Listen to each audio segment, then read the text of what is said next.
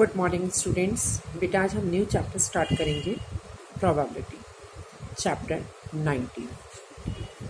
Some terms related to probability experiment an operation which can produce some well defined outcomes is called an experiment. अगर हम कोई भी operation करते हैं जिस पर कुछ आउटकम्स आते हैं, जैसे अगर हमने एक डाइस को थ्रो किया है तो जो हमने डाइस को थ्रो किया दैट इज़ एक्सपेरिमेंट, उसमें पॉसिबिलिटी होगी उसके जो पासा होता है लूडो का फेसेस, उसमें 1 आ सकता है, 2 आ सकता है, 3 आ सकता है, 4 आ सकता है, 5 आ सकता है। तो जो आउटकम्स आते हैं, ठीक है, उन आउटकम्स को हम इवेंट्स कहते हैं।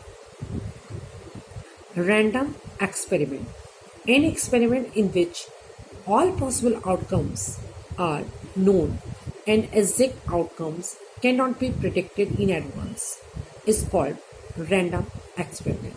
जैसे हम लूडो का पासा फेंकते हैं तो हमें नहीं पता होता है कि क्या आने वाला है, ठीक है, कोई हम उसे एडवांस से प्रिडिक्ट नहीं करते हैं, कुछ भी आ सकता है, ठीक है, तो उसे हम कहते हैं random experiment. Trial by trial we means performing a random experiment. हम पैसे को जितनी भी बार फेंकेंगे that is trial. Empirical probability क्या होती है? प्रोबेबिलिटी ऑफ द इवेंट होता है number of trials in which the event happens upon total number of trials. कुछ इंपॉर्टेंट बातें हैं जो कि आपको लर्न करनी है प्रोबेबिलिटी से related.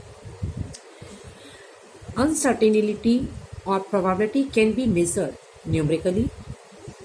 An operation which can produce some well-defined outcomes is called an experiment.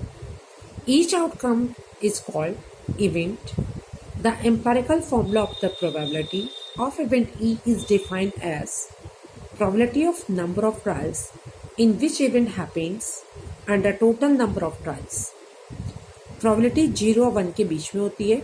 कभी भी probability 0 से छोटी नहीं होगी और 1 से बड़ी नहीं होगी। Probability of event is 0, then E is called impossible event. Probability is 1, then E is called sure event. Probability of happen and not happen, total probabilities remains 1। इन सारे पॉइंट्स को आपको कॉपी में नोट डाउन करना है। अब आपका first question है, A coin is tossed 500 times, यानी एक कॉइन को 500 बार टॉस किया जाता है, तो नंबर ऑफ ट्रायल कितने हो गए? 500। टोटल ट्रायल 500 है। We get heads 285 times. Head आता है 285 टाइम्स, टेल्स आती है 250 टाइम्स। तो हमें प्रोबेबिलिटी बतानी है अ हेड की और अ टेल की। देखिए ये आपका फॉर्मूला है, ठीक है। A coin is tossed 500 times. We had tails. We have had 285 times. Tails 215 times. The probability of head is head upon total number of tails. Head 285 है, number of tails total 500 है, divide कर देंगे 0.57 will be answer. Similarly, probability of tail 215 time आ रहा है, total number of tell 500 है, 5 से cut किया 100 आ गया, 43 आ गया, 100 से 43 को डिवाइड करेंगे, you will gate 0.43 answer. Similarly next question आपका है, 2 कॉइन्स आर टॉस 400 टाइम्स। एक कॉइन को 400 टाइम टॉस किया जाता है, तो टोटल नंबर ऑफ टेल्स 400 हो गए। We get 2 heads 112 times, 1 head 160 times, 0 head and 128 times। हमें इन सब की प्रोबेबिलिटी बतानी है। देखिए सॉल्यूशन कैसे करेंगे। Now total number of tail है आपके 400।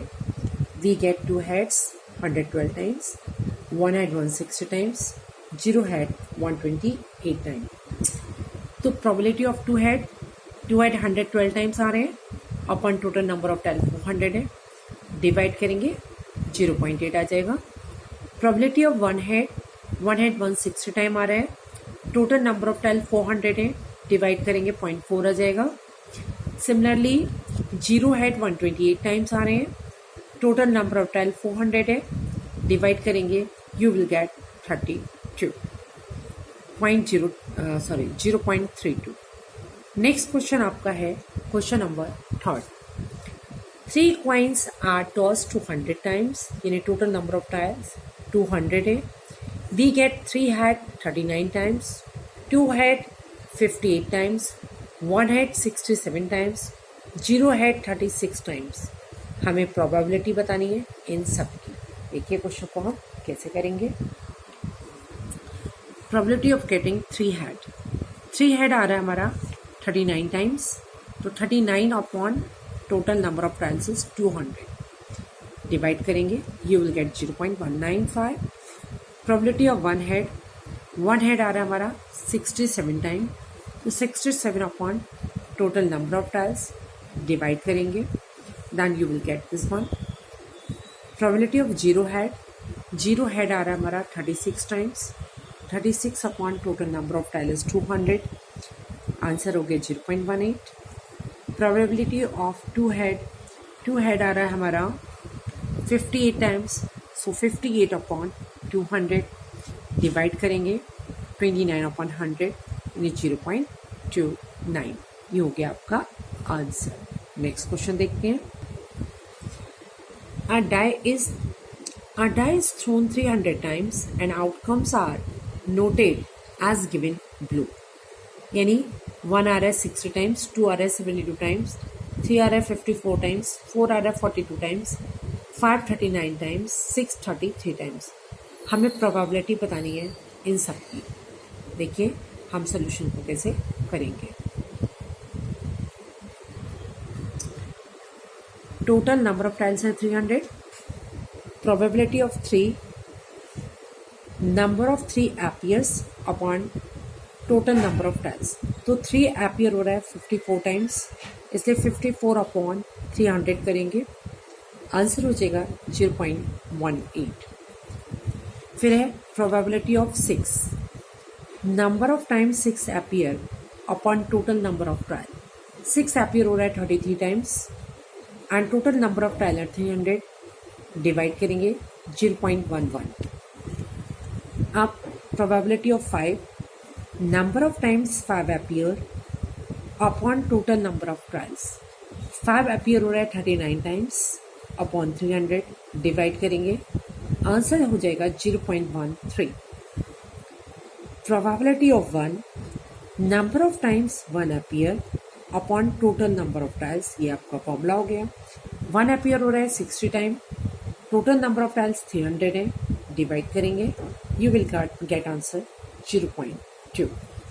आप टोटल नंबर ऑफ लेडीज हैं 200, लेडीज जो कॉफ़ी लाइक करती हैं वो 142 है, जो कॉफ़ी डिसलाइक करती हैं 58 है। आपको बताना है प्रोबेबिलिटी ऑफ लाइक कॉफ़ी। तो नंबर ऑफ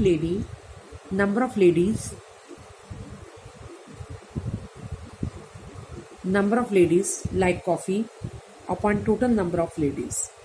तो 142 लेडीज़ हैं जो कि कॉफ़ी पसंद करती हैं, अपॉन 200 टोटल हैं, डिवाइड करेंगे 0.7। Probability of dislike coffee, number of ladies dislike coffee upon total number of ladies. 58 ladies हैं जो कि कॉफ़ी को पसंद नहीं करती हैं, अपॉन 200, आंसर हो गया 0.29। नेक्स्ट क्वेश्चन है, देखिए अब है question number 6। Percentage of marks obtain by the student in a 6 unit test given below. A unit test is selected at random. What is the probability that the student get more than 60% marks in each test? देखिए unit second में more than 60% marks हैं, fifth में भी more than 67% marks हैं।